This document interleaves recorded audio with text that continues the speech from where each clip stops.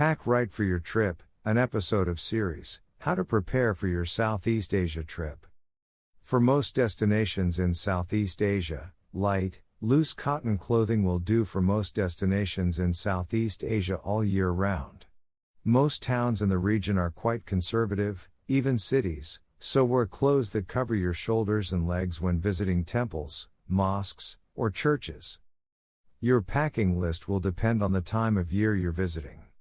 A traveler visiting Southeast Asia during the monsoon rainy season will want to bring clothes appropriate for the wet weather.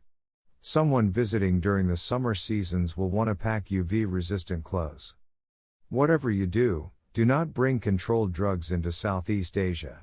The region has the harshest drug laws on the planet, and even stuff that's been legalized in your neck of the woods may get you the death penalty if they catch you with your stash in Singapore's airport.